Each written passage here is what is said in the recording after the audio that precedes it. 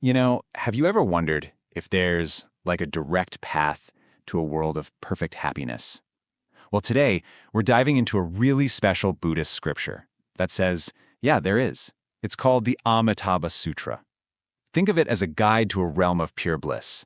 And what's amazing is that it presents a path so accessible, it was literally revealed for all of us. So right off the bat, we hit something kind of strange.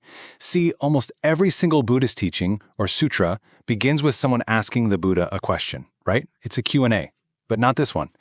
This time, the Buddha just started talking. No one asked him anything, which makes you wonder, what was the big rush? Why was this message so urgent it just couldn't wait? And the answer is what's called an unasked teaching. Basically, the idea is that the path he was about to reveal was so incredible, so completely outside of our normal way of thinking, that nobody there even had the words or the wisdom to ask about it. I mean, how can you ask about something you can't even imagine?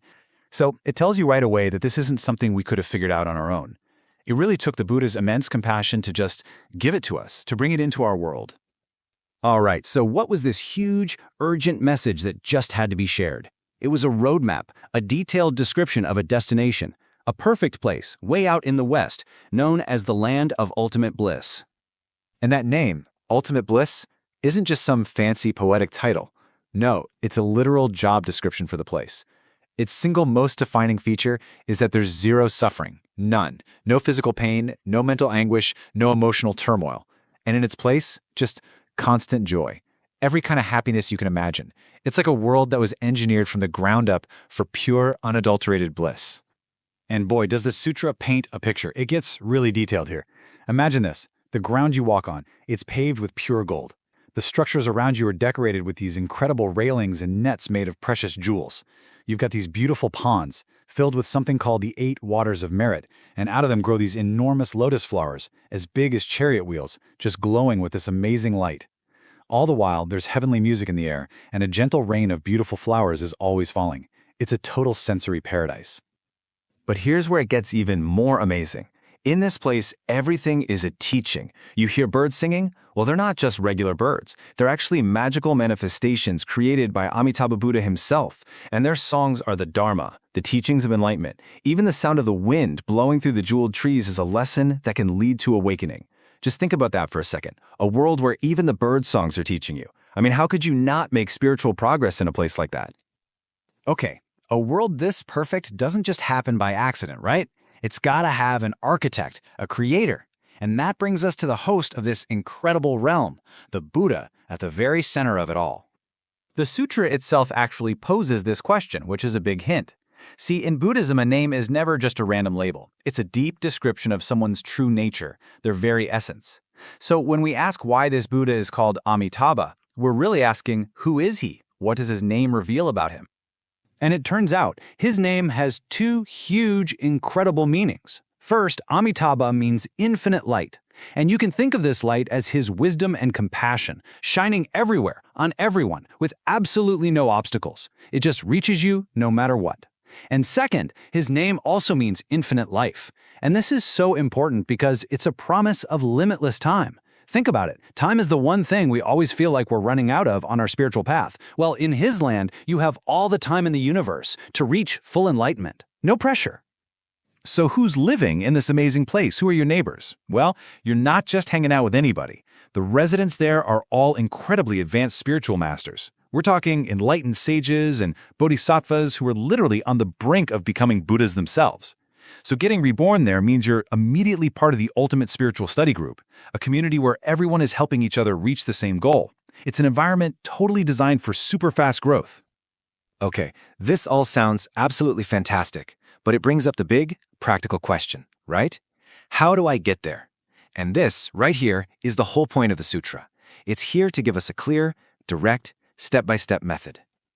Now, the sutra is very upfront about something. You can't just accidentally end up in this place.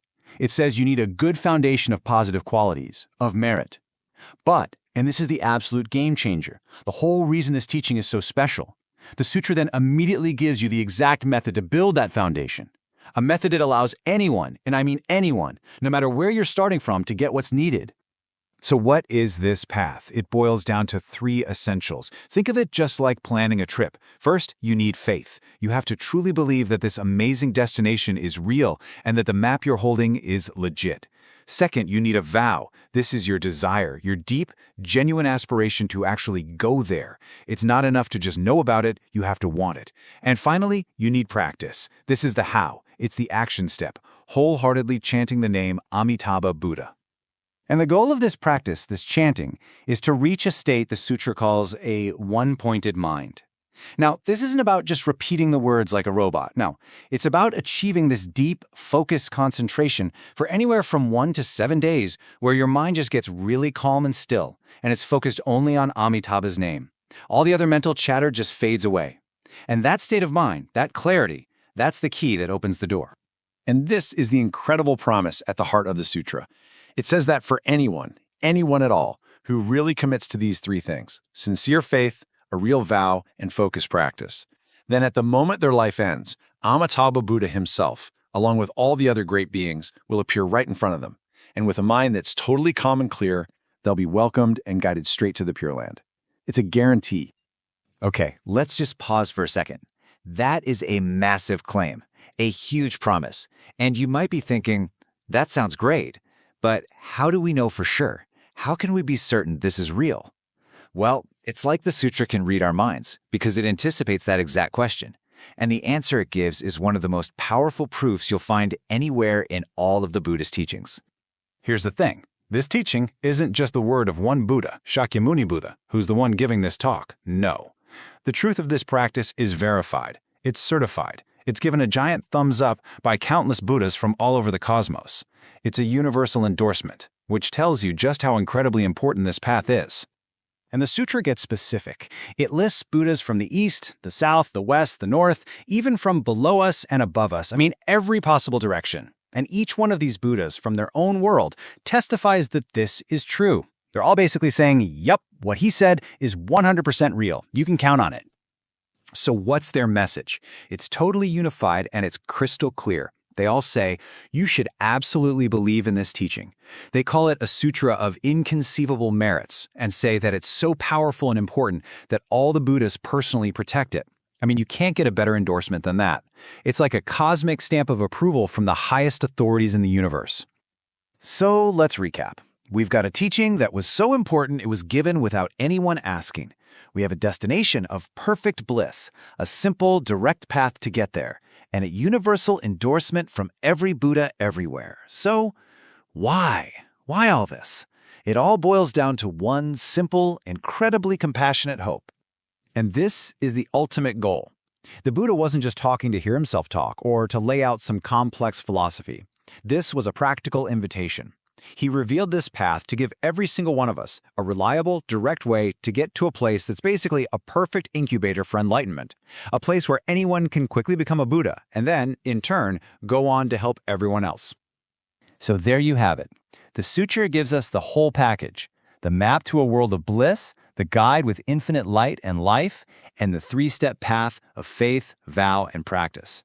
And it goes out of its way to assure us that yes, this is real, yes, it's for everyone, and yes, all the Buddhas agree. Which really just leaves us with one final thing to think about. For you personally, which of those three, faith, vow, or practice, is the real beginning of the journey?